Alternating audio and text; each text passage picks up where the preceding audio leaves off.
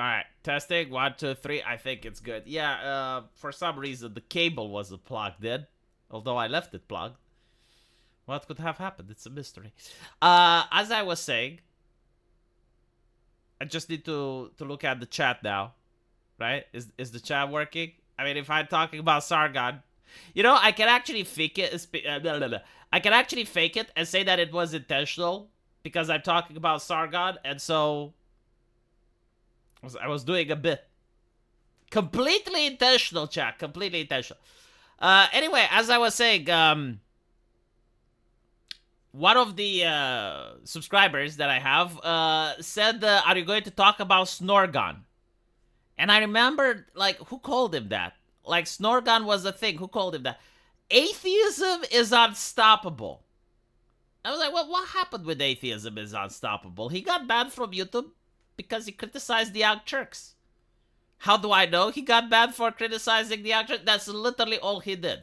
Like, he was a man of great talent that he was able to create content for years and would have probably still, to this very day, created content, but just like non-stop criticizing the Young Turks. Like that's what he did. From the moment he woke up until the moment he would go to sleep, that was it. That was his shtick. That was his gimmick, and he was getting very popular. Too popular. And it's kind of weird because he was a leftist. He was a Hillary Clinton supporter. And he got stopped. And I actually did like his content, to be fair. I think that he would, like, if he is streaming, like, atheism, AIU, Devon was his name? Devon Tracy, was that? If he actually exists somewhere out there, I think he's in agony right now. I think he is in great pain and existential dread because Zara Kasperian is becoming based. And he's probably like, whoa, shit, now I'm getting stopped. Wait, like, now I'm getting stopped because up until this point, I was actually able to have content. But, like, if she actually gets based, like, who am I going to make videos of? Devon Tracy did go on a Lotus interview with Bew. Is that a thing? Did he actually go to the United Kingdom? And he did an interview there? I have not heard about it. I will have to look. But, he went to Anthony Cumia's network. I don't know these people, chat. He still does. He still makes videos. About what? Did you know that I have a club? Let me see how I can fix my... I can fix my eyes. See? I can... Do you know, like, a lot of VTubers, when they get their art, they commission a lot of animations that then they never use. And my animators are suffering because, like, they have to do these animations knowing that they will never be displayed. I love him. I'm gutted he is married, says Vix. I watch Lotus Eaters every day. Hold on, let me look at your profile. Let me see your little avatar there to see if he would be gutted as well. I can't see the avatar. It's too tiny. Anyway, right. We're going to be talking about Sargon of Akkad in 5 minutes. In the meantime, let's wait for more people to join the chat. Let's see if there's anything worth talking about from Twitter. Because there have been a couple of events that transpired. Apparently a drone has went into the Chernobyl sarcophagus. Asmongold has shilled a woke game.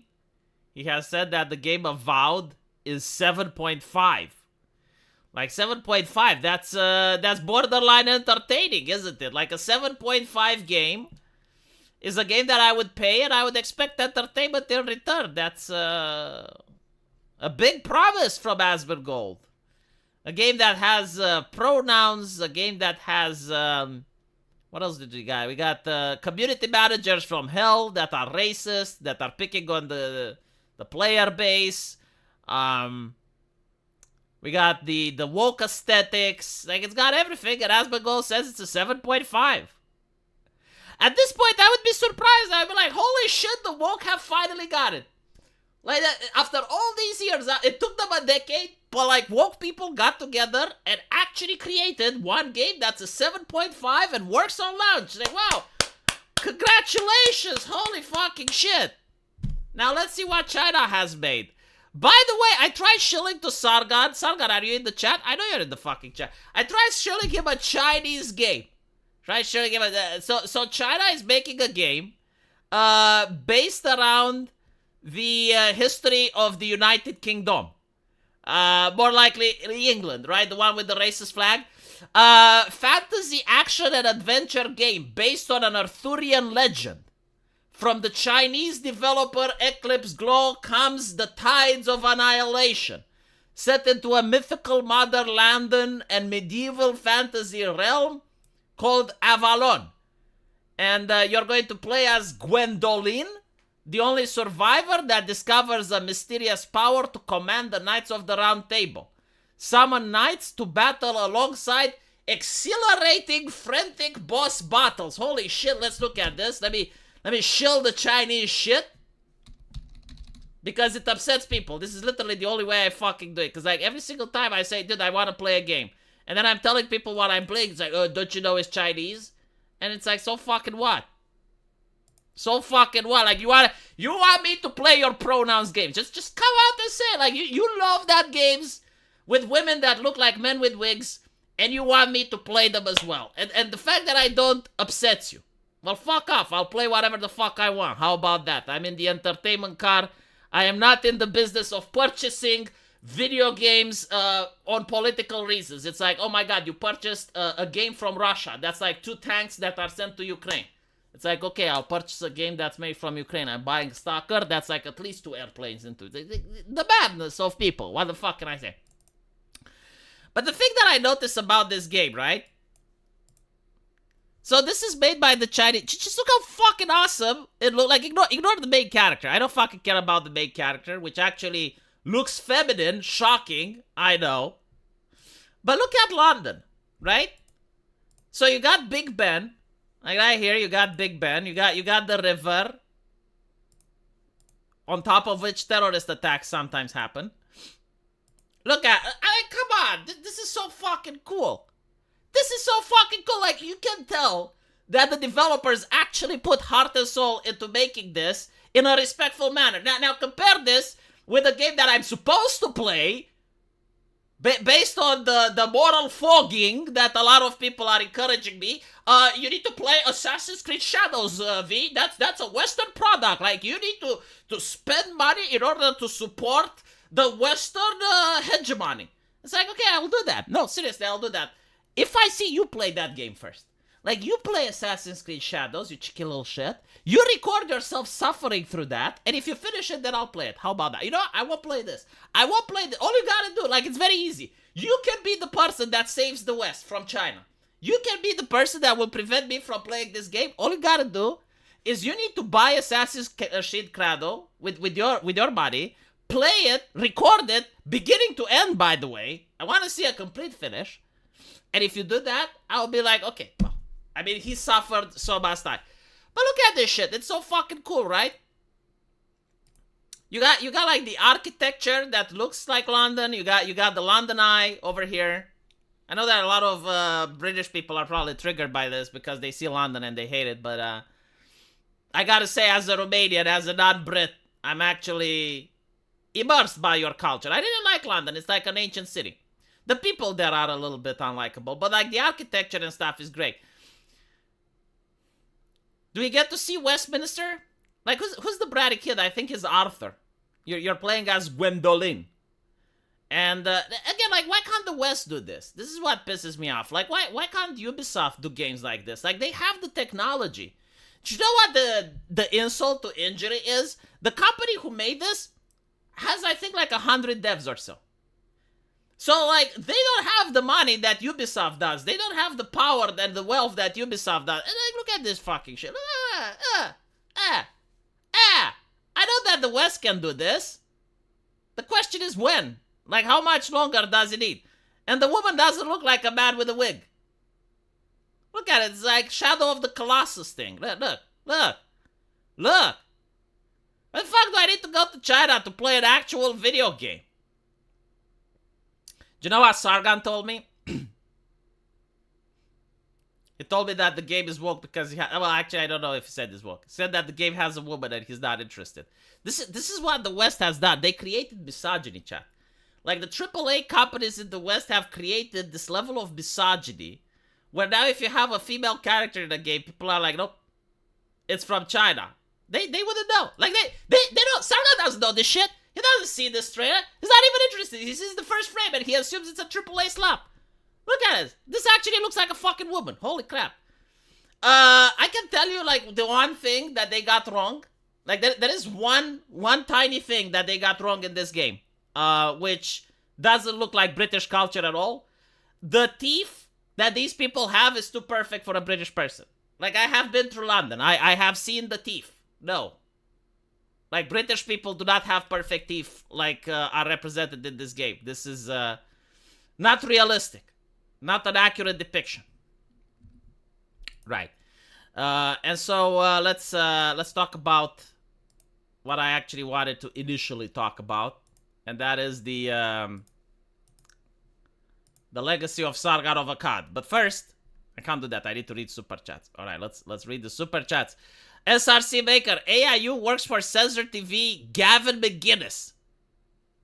Is it still on the Gavin McGuinness hype train? Is he not allowed to have a Twitter account? Like, surely he can come on Twitter, right? Like, didn't Elon Musk pardon him? Asmongold bases his review based solely on gameplay. Yeah, I'm aware. Like, I'm not, just so you can understand, I'm not upset that Asmongold shills the game. Like, he can shill whatever the fuck he wants. I think he gave Dragon Age Velgar the 6th or something. My question is, like, will the game actually manage to sell after Asmongold shilled it? That's what I'm interested in. I mean, obviously, he can shill whatever the fuck he wants. If he wants to shill Concord, go shill Concord. It's not my channel. I don't control what he does. Far from me to criticize the mighty Asmongold. They deserve the industry who support it. See, that actually works if you think they're upset. What if they're not upset? What if they actually enjoy the industry that they do support? Troll tax. Thank you, Rasmus0211. SRC Maker. I buy shit of Ally Express all the time. I don't care. Just another reason I probably on the TSA expanded checklist. Every time I fly, I get the mark of the beast printed on my boarding pass. Jesus.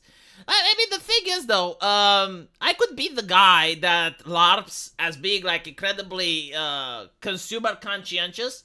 But the thing with, like, being consumer conscientious, I think there's degrees of it.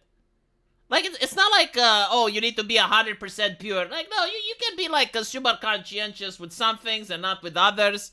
I know I'm not perfect. I know I have my flaws. I hope your children don't get to grow up the same way that I did. But I'm struggling, you know, I'm trying to be a moral person. But it's a game from China, and it's good, so I will play it. Yeah, it is what it is. Anyway, right, let's talk about Sargon of Akkad. I'll probably make a video about this on my main channel. This article was so fascinating because it was very nostalgic for moi. It took me on a trip down the memory lane. I've never heard of this publication. I do not know who these people are. But what is interesting is the article that they've wrote. Carl Benjamin, a.k.a. Sargon of Akkad, Isabel. Oh, Isabel is the person that took this picture, right? So, like, very famous picture, by the way. I've seen it in a lot of thumbnails. As a form, the YouTube video essay, says the journalist, is entirely at odds with how we're told we should receive our media. In 5 seconds, idiocracy doses. Okay, yes and no. The new generation, the Zoomer generation, the ones that grew on TikTok, they actually do like short content format. Our generation actually does like more longer videos. And so it depends. Like, some people prefer long, well thought out formats. Other people like short things. It also depends what you're doing. Like, for instance, if you're, I remember like going to work, and I enjoyed listening to This Week in Stupid because it was exactly 30 minutes, and it was exactly the time that it took for me from go to my house to the workplace. And I was listening to it while I was watching, and it was entertaining. So I was listening to it while I was walking, and it was entertaining. And so It depends. It's not like everyone is the 5 seconds, 10 seconds thing, right? Yet for 5 years, the journalist claims, this brand of often half an hour long philosophical treatise was not only everywhere, but it was vaguely hip. For something chiefly made by one-man bands and bedroom hacks, was actually an excellent approximation of the liberal ideal of the debate in the public square.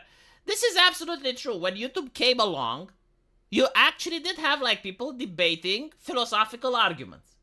And so I think like the first debate was atheism versus Christianity. So on one hand, you had the atheist content creators like the Amazing Atheist, like Thunderfoot. And the other hand, you had the Christian ones like Venom Fang X, Jesus Freak 77. The Christians did not fare well. I don't think they have ever experienced debating and defending their ideology. And not to mention, they were incredibly outreaching with their ideology. The same way the woke were.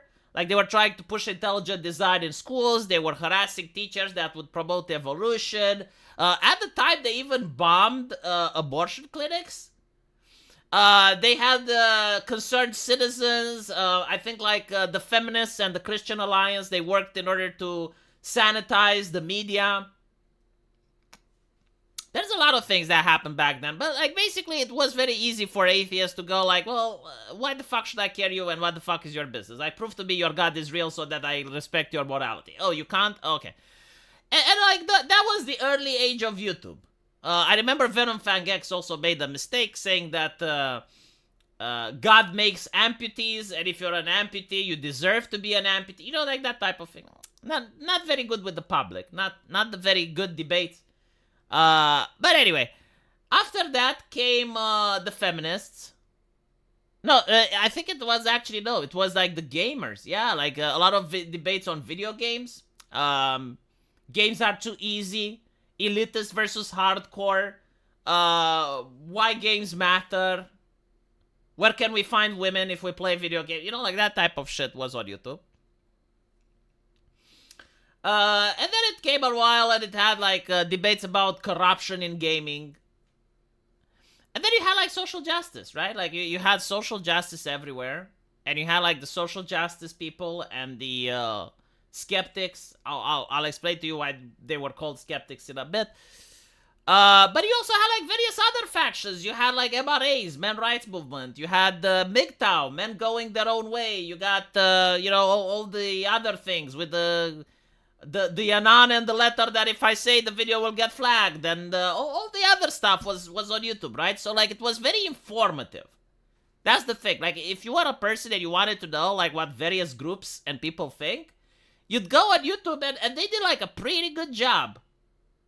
Pretty good job. Anyway,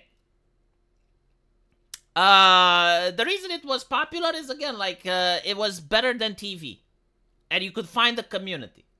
Like the comment section was very friendly, and the coolest thing about it was the drama. The drama was fucking amazing, right? So like you'd make a video, someone else would make a response to that video, you'd make a response, and it was like the shit flagging. There was no, like community guidelines that would not allow for harassment or this level of stuff. Like no, you could just make a video response. And so, as you can see, the journalist says here that YouTube became the biggest video hosting platform. This is also true. Like, at the time, it had absolutely no competitor. Like, Twitch was barely in its infancy.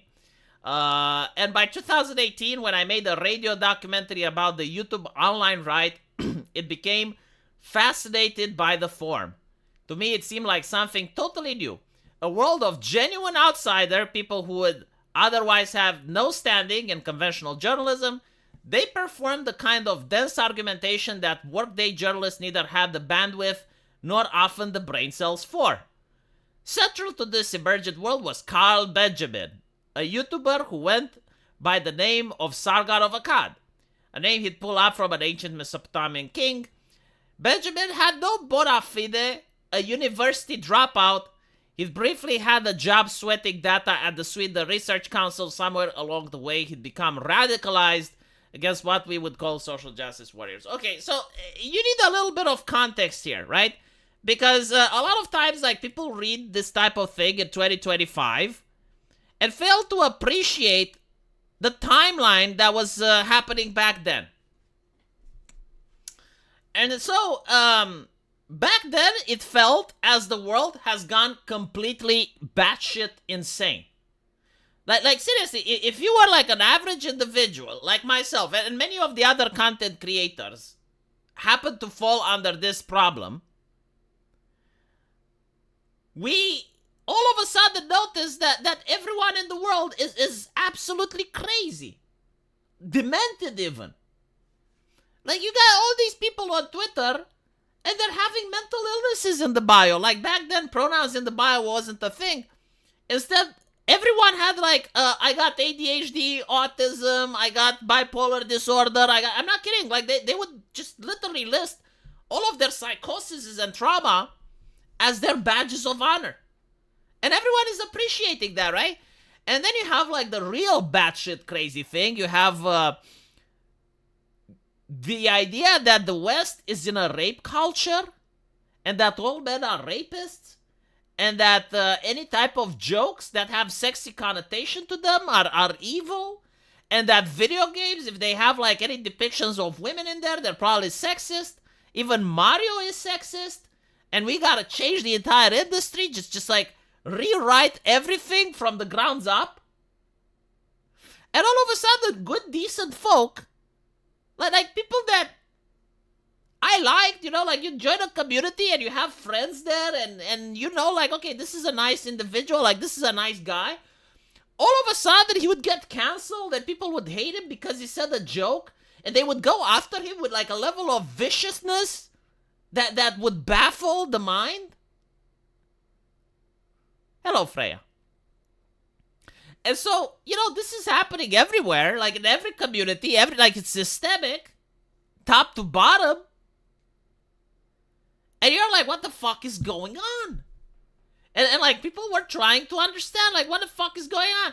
And you have like this thing where if a woman tells you the dumbest shit you've ever heard, it's like all men are rapists, right? But like, if a woman said it and you contradicted her, well, you're a sexist now.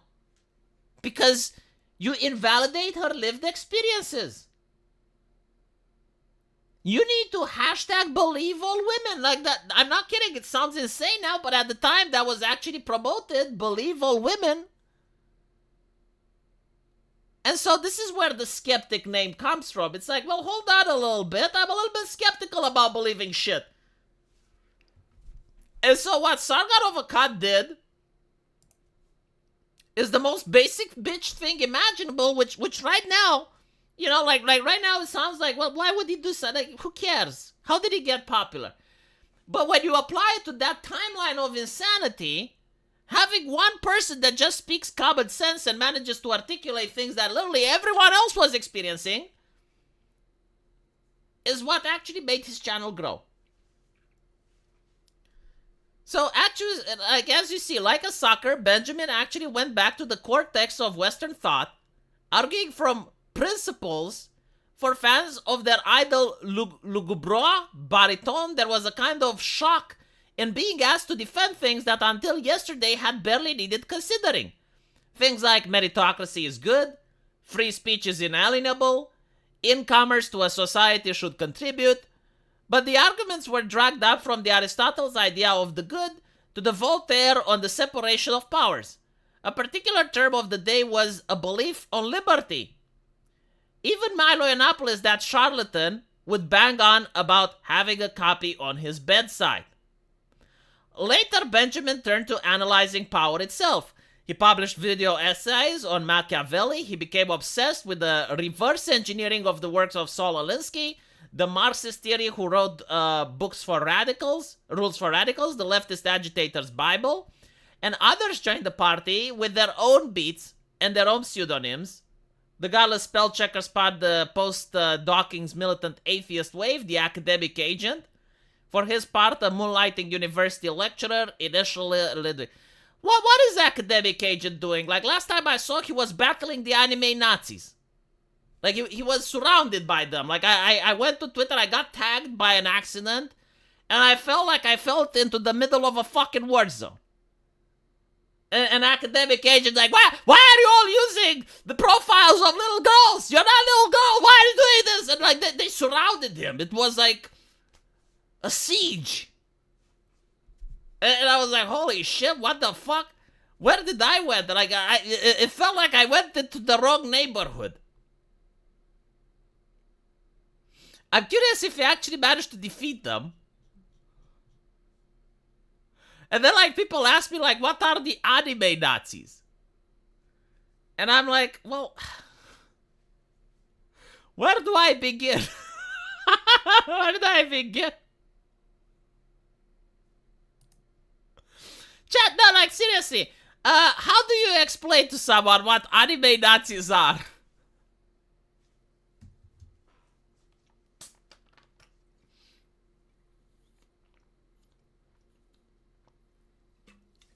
I don't know, I think, like, academic agent has, like, that once in a year interesting take. Let's put it like this. You know, like, once in a year, academic agent gets out of bed, goes to the computer, and he's like, let me fuck with the community.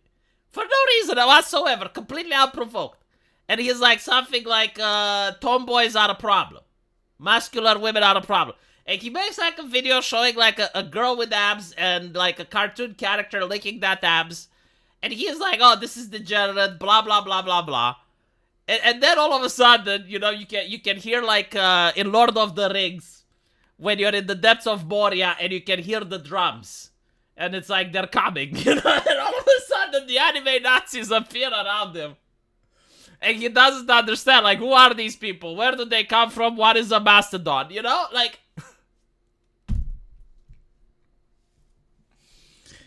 okay, the anime Nazis, I see people keep asking. It comes from a time when 4chan was actually an edgy website. And on that edgy website, it was part of internet culture to be as offensive as humanly possible. Like, if you're not offending someone, you're not doing a good job.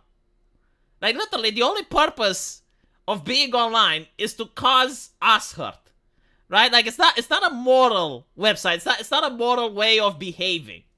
It's just like what it was. And so,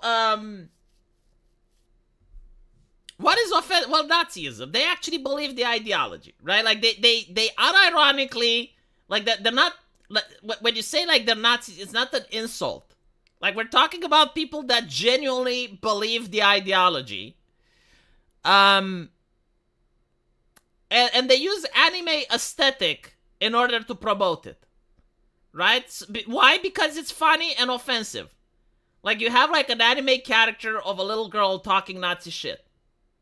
Okay? And so, like, these are the people that academic agent decided to fuck with. And he realized that there's more than one of them. I don't know if he won. I assume he won. Because, like, at one point they get bored and they move to another individual.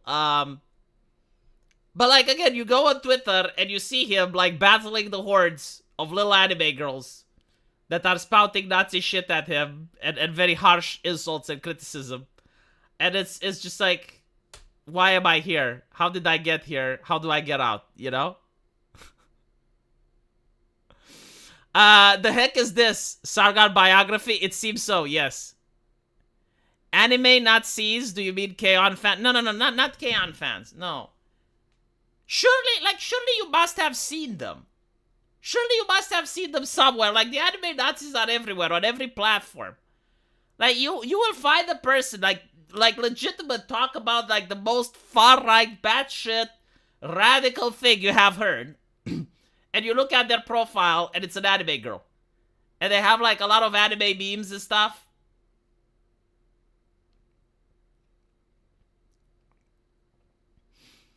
Yeah, like, Tanya is usually used. I missed this part of the internet, never saw them. Well. I think you may have, but just, like, didn't notice. their anime friends, far-right ethno-nationalists. Yes, yes. No, I don't think they're feds. Like, the feds don't know. Like, you gotta know the anime aesthetic. Like, the thing is, like, they actually do watch anime. So, like, they probably have, like, a clip for every single situation. Like, they have a meme or a GIF for every single thing. And, yeah. Tanya the Evil was a mangaka by a self-declared kami. Probably, I wouldn't be surprised. Usually, people that aren't part of the ideology make absolutely amazing works of art for that particular ideology.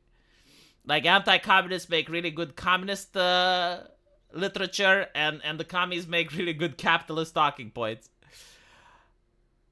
But anyway, right, and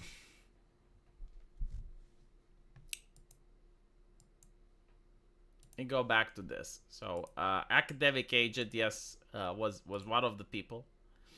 At the time, apparently Obama was in the White House. What fuck? Was Obama in the White? Yeah, I think he was. Holy shit, we're so fucking old.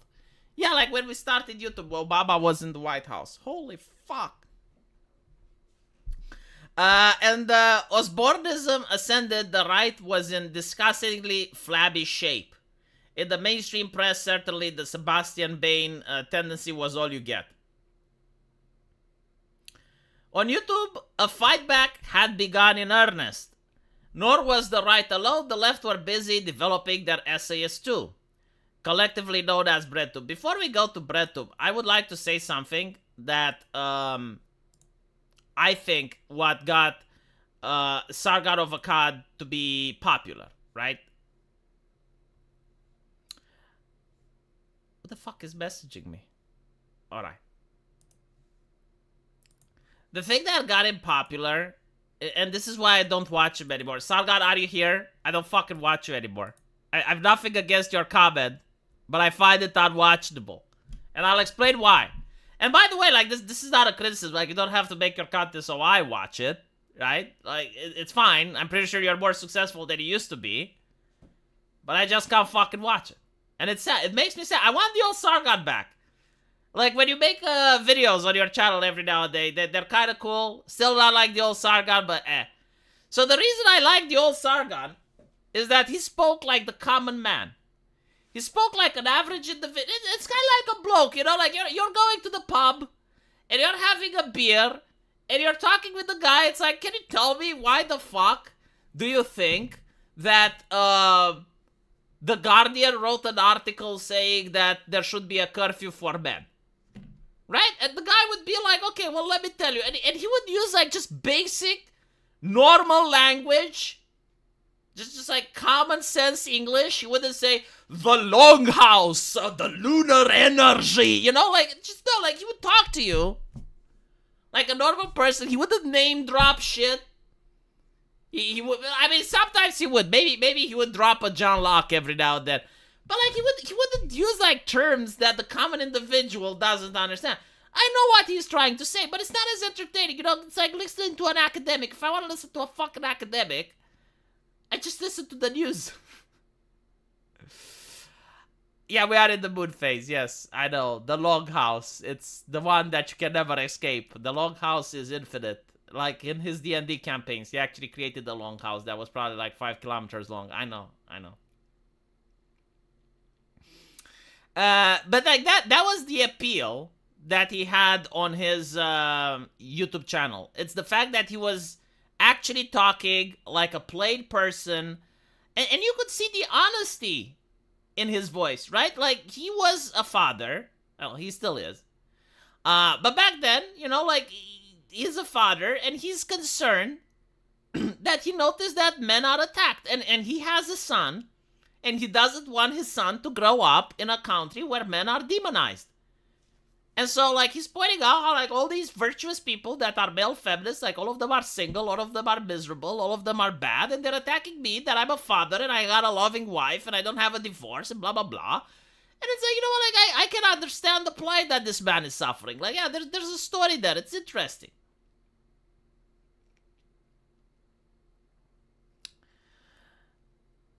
Why Connor is not going full Dios Vult on academic agent who makes excuses for Islam? I don't fucking know. I don't watch that drama. But anyway, 700 millions. Thank you for the 10 euros. Here's some money for the animator. Now give me buyer's remorse. Well, you will get exactly 10 euros of buyer's remorse.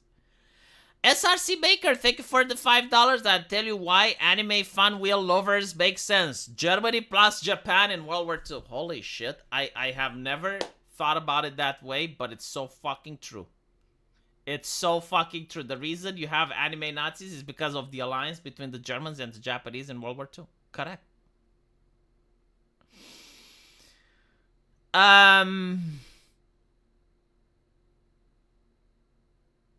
Does anyone know where to find the news on the video game Lord Inquisitor Hector Rex?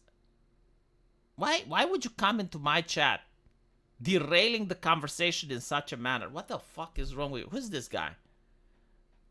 Who's this guy that said that? You're so lucky you scrolled up. You're so lucky you scrolled up, I almost caught you.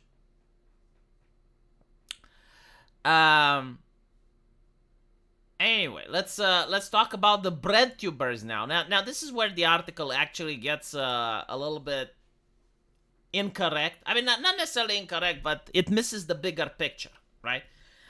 They say the right wasn't alone. The left were busy developing its own SES2, collectively known as the BreadTube.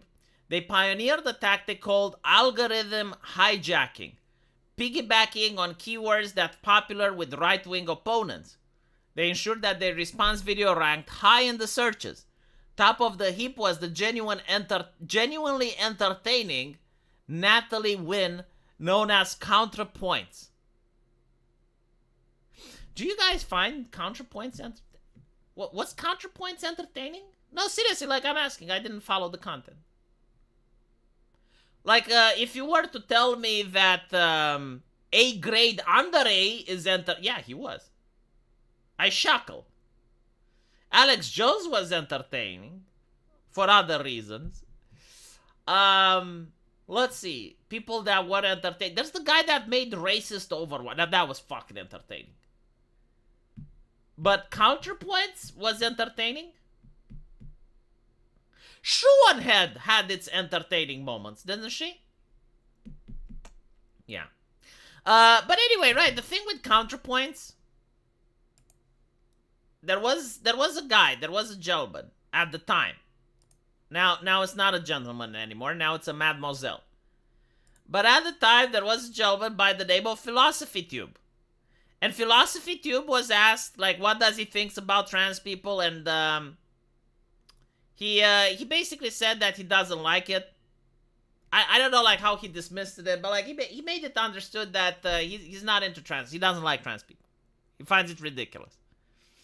But then, like, he literally stole the entire CounterPoint shtick. Like, you ripped it off. Like literally, including the bisexual lighting, the transitioning, the same talking points, the same complaints. Just everything. Took it for... Like, if there is such a thing as cultural appropriation, that would have to be it. Like, he could... Yeah, no, like PhilosophyTube became a she, and she completely appropriated CounterPoint's culture.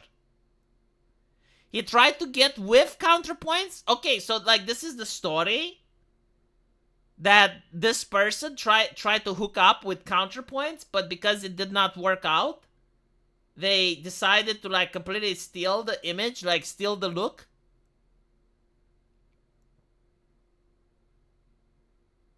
That's wild.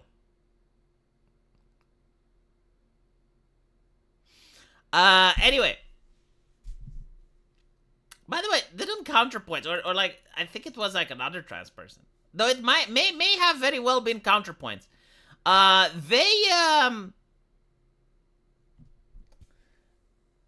They wanted to detransition in order to get pregnant. I forgot, like, the name of that. Yeah, there was, like, a fad with a lot of content creators going trans. Like, that's very interesting, isn't it? Like, how many people in your real life do you know that actually went trans? Like, normally, I don't, like, most people that I know don't know any, but, like, there are some that I go, like, okay, I know one or two, And you can even ask trans people, like, how many people do you know? Like, you ask a trans person, like, how many people do you know in your life? Like, not online, in your life, that transition. And, like, trans people will tell you, it's like, okay, maybe one or none. But on YouTube, holy fucking shit, it was, like, just complete capture the flag. Like, everyone was playing capture the flag, everyone was having the white and blue flag. Holy shit, SRC Maker, thank you for the $50. V, is Sargon really in the chat? I'm a Lotus Eaters premium sub, but I don't watch anymore. I continue to pay just to help you pay the bills. Your videos are just not presented in a fun way anymore, as V stated. I want the pub intellectual back. You know, hold on. I'll actually send this to Sargon. I think, like, look, I have a solution for Sargon. If you actually want to take this criticism. Why don't you hire a pub intellectual at the Lotus Eaters and give him a segment? Like just hire someone that's not educated. Just hire like a bloke that, but like, it's kind of difficult to find them, isn't it? Because you would need to understand what the subjects are about. You would need to understand. You need to groom him, Sargon. You need to groom a bloke. Like, go to the pub and find the bloke that you can groom. So that he knows what to say in order not to get your entire operation shut down by the government. He needs to, like, just be, you know, just common sense and just common sense guy. Now, look, I'm not criticizing Sargon the way he does his shit because he's very successful. Like, I can't go with 325 concurrent viewers and tell me, let me tell you how to do your business. You know, like, it just doesn't fucking work. So, like, obviously, his dish is a lot better than mine.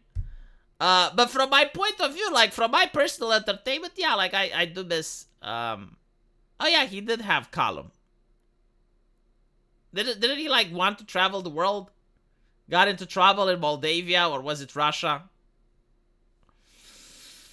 Yes, Lixian agrees with me. All Sargon good, you Sargon bad. It is what it is. You know, like, again, he's got, like, thousands of people. He's got subscribers. I'm not going to lecture him on what to do, but, like, I think this solution would please everyone if he wants to appeal to the wider audience.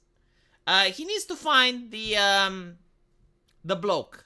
Like, the guy that's not very ideologically possessed and it's just, like, trying to make sense of the shit he is saying. Like, you'd have to separate him from everyone, though. Like, you'd have to put him in an isolation unit.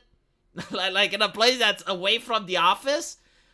Completely ban his cell phone from watching the Lotus Eaters. And, like, just have him there, you know, like, sit him on the table and give him, like, a news and, like, what do you think of this? I don't know if Count Dankula is, like, the average bloke. Like, he is way too ideologically possessed. Yeah, you need the British Joe Rogan. That's very... Like, notice when Joe Rogan speaks, he doesn't use, like, difficult words. He's not very, like, sophisticated concepts. Or, like, no, like, Joe Rogan just asks basic questions, yeah.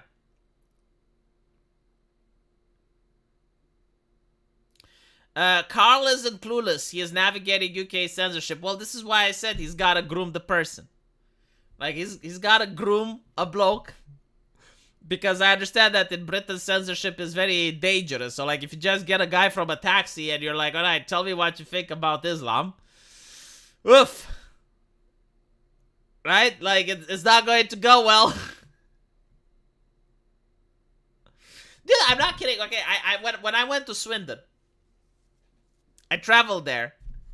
And, I went on the Lotus Eaters. Like, I'm still there on a podcast. I'm Power Word, real named. And one of the things that's problematic is that when I finished the whole thing, you know, me and Sargon, we went out and we had a coffee. I think he had tea. I forgot. I think I had a Costco, because I was waiting for my train and he was nice enough to take me to the station. And Sargon was talking about stuff that I normally talk about outside of YouTube. Like, you guys don't know, but, like, I got a power level when talking about certain things that exceeds that of many other internet denizens. Spoons can attest you basically. Like when I talk normally, casually with the person, I verbally shitpost most of the fucking time. I'm like a constant death threat machine. If words are violence, it's kind of like dropping the Chernobyl and the Hiroshima at the same time, right? But I know I'm in Britain. So I just like, you know, I'm looking around. Like, is it okay if I talk about the LGBT community? You know, and I'm looking around. Like, I'm genuinely scared. It's like, am I being watched? Is there a CCTV camera? Like, I don't want problems at the airport. Can I talk about the LGBT folk? Can I say what I think? Can I, you know?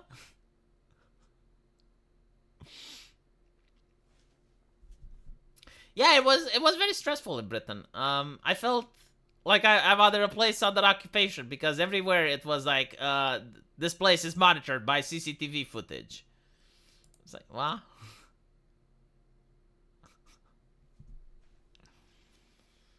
It's not shit posting, it's fun posting. Oh, well, from the British government point of view, I don't know. They have like this thing called legal but harmful speech, so you never know. Like, it may be legal. Just so you know, we're talking about the nation that arrested a guy for having his dog do a Nazi salute, right? Like, this is what I was in. And so I have to act very cautious. But meanwhile, Sargon sits there, and he stops dropping those slurs like no tomorrow. And I'm like, oh, Jesus. And I'm looking around like, oh, is this allowed? V, when are you going back? I've never heard the Lotus Eater mention the Romanian elections. Also, here is my buyer's remorse. Happy Valentine's Day. Well, thank you, Zenothim. I don't know if I'm ever returning to the UK. The reason for it is that I've been there like 3 or 4 times. And so, like, I would like to visit other places. Like, if I want to leave my country, I would probably visit Italy or, you know, like, if I have a lot of money, I would probably go to Asia. But, like, there's absolutely no reason to go to Britain anymore because it's not a bad place, by the way. But I've been there. Like, I've been there 3 or 4 times. And so, it's not something that I would want to spend another vacation in. Now going to the United States is actually interesting, but the problem is that it's so fucking long. Like, the trip is 12 hours. And so, I would have to also take into account the fact that you need to change planes at some airports. So it may be like 14, 15 hours, extremely expensive, and at the end of the day, I arrive in New York. And so, like, the question is, like, why the fuck do I want to go to New York, of all places? It's like, okay, I'm in America, but, like, I'm not in Florida. I'm not in Texas. No, I'm in New York. And when you go to New York with an airplane, I think, like, the cheapest way to travel is the New York subway. And I understand, like, you guys just deployed the military there. I don't know what the fuck is going on in the New York subway. But I as a Romanian, don't feel safe. I don't feel safe. I'm gonna convince you one day to come to the States. The only way you can convince me that I would go tomorrow is if you can develop a teleportation machine. You know, like, if it takes, like, less than 5 hours to go there, I would be like, okay. No, I don't think I can land in other places from Romania, actually. Like, you need to take into account that I'm coming from my country, and there's only a couple of places I can land, and I think, like, most of them are New York. Yeah, that's what I heard, that they set you on fire on the New York subway. I don't know how true it is. I heard that, like, if you try to stop a criminal from purse snatching a woman, then the woman curses you for, like, why did you stop the criminal? People getting pushed in front of the subway, various liquids inside the subway of unknown provenience. Like, I don't understand this shit. See, like, my country has a place with the subway in the capital, but like even us during like the worst times, it didn't look like that.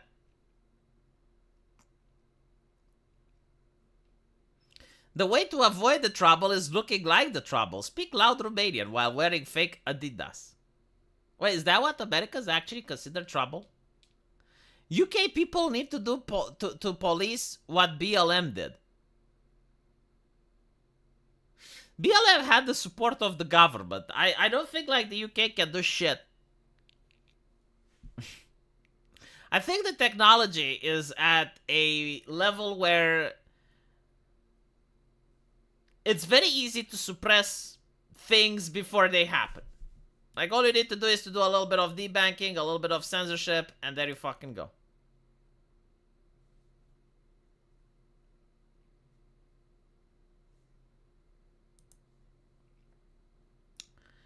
The subways are trash. How are the cabs, though?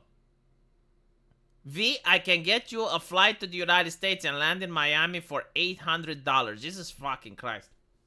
That's so fucking expensive, dude. But even then, like, I would have to bring my wife. So that would be like $1,600, right? It's not the money that's the issue. Like, that's the thing. It's not that like I'm a Scrooge and it's like I can't afford. I mean, well, $1,600 is a lot. It's almost like the amount that I earn in a month after paying my taxes. But the time required to do the flight, that's the issue. Like, it's a very long flight. And hopefully I don't end up with the Delta. Because if you fly with Delta Airlines, you fly with diversity, inclusivity, and equity. And if my video games are anything to go by, I would rather not fly with Delta. Subway here in Mexico is better than the US version. I like the fact that, you know, like, different countries fix certain problems but have others. Like Mexico does have a thing called terror tourism. I don't know what terror tourism is, but like, from the name of it, probably not nice. But like, I guess if Hassan Piker survived, then, you know. You can fly British Airways. Yeah, but like, again, the problem is, you would spend 3 hours to fly to Britain, and then you'd spend like another 11 to go to America. Probably like a 24-hour flight. At this point, I would just fly to Japan. A private jet? Do private jet fly faster? And wouldn't you need like a big jet in order to make like an intercontinental flight? Because like it would require a lot of fuel. Or do you need to refuel it? Like, you can't refuel it over the ocean, right? So like, you need to have a lot of fuel in order to go through. Like, it would be a very expensive jet, I guess. Yeah, anyway, right, I'm not going to go to the US, I'm going to go to the far right, because this is where the article, right, like, they talk about the BreadTubers, and they talk like the BreadTubers were big shit. But the reality is that the BreadTubers were not big shit. All the leftists, they went on Twitch, right? So, like, the leftist culture formed on Twitch, they couldn't survive on YouTube, because, like, people made video responses to them, and they were trashing them, and so they went to Twitch. The thing is, like, on YouTube, you did have, like, white nationalists. And the white nationalists, when they came, you know, the internet blood sports and stuff, they were extremely popular. So much so that YouTube had to shut them down. Like, YouTube actually stepped in and banned all the white nationalist channels, and a lot of them, like, the ADL freaked out, and the advertisers were pulling out. That's something that's missing from that article. It's very important for, like, the YouTube history.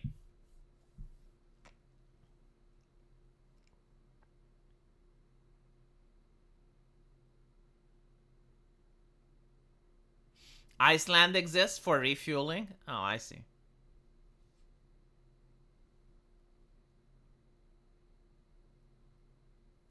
Supersonic was so fucking cool, man. Like, I'm so upset that Supersonic doesn't exist anymore. Do you know what, like, we actually missed? That is, like, one thing that I'm genuinely pissed off that doesn't exist anymore. And it's because of the Nazis, chat. It's because of the fucking Nazis. They sent you a single one that was faulty. And so we don't get to have them. Like, this is one of the atrocities that the Nazis committed that isn't usually mentioned in the history books, but the Zeppelins, right? The Nazis gave you the Hindenburg, and it caught fire, and after that happened, no more Zeppelins were made. Well, actually, they were made, but like they lost popularity. So like, why were Zeppelins so fucking cool? They were like really good for transporting. Like the purpose of a Zeppelin wasn't to actually enjoy transportation. Let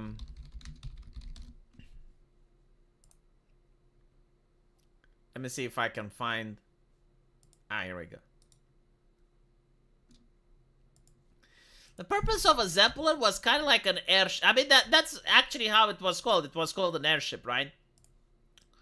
And it was for relaxation. Like, sure, it will take you at another place, but it wasn't designed like for efficient traveling. Instead, like as you can see, you have the restaurant, and the view was probably amazing. I mean, just imagine, right? Like you're in this airship and you can watch outside, and right, you had the sleeping cabins where you could go to sleep, and then like these things weren't accessible to the customers. But it was so fucking cool. It's like a voyage in the fucking air. So fucking badass. And, well, I mean, after seeing how the people in Hindenburg died, yeah, I can understand why it horrified a lot of individuals. Yeah, crash ship, yeah.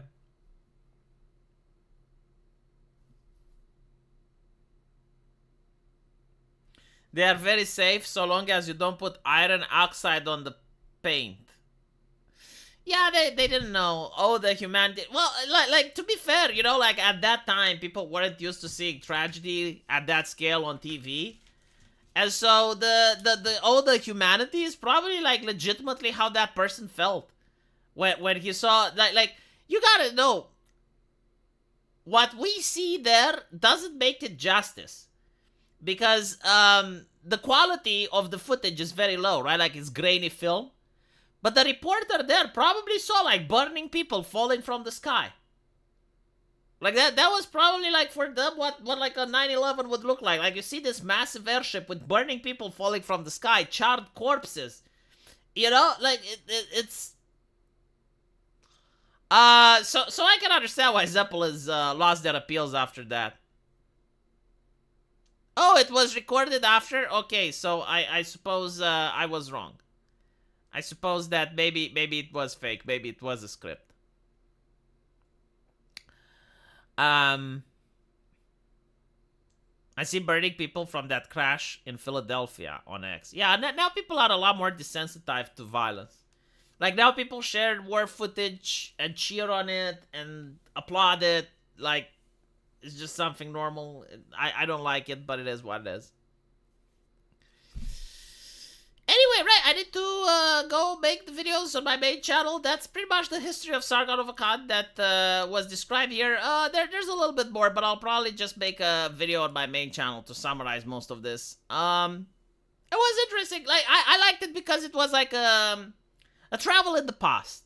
It reminded me of the early history of YouTube and how I, too, managed to become a content creator.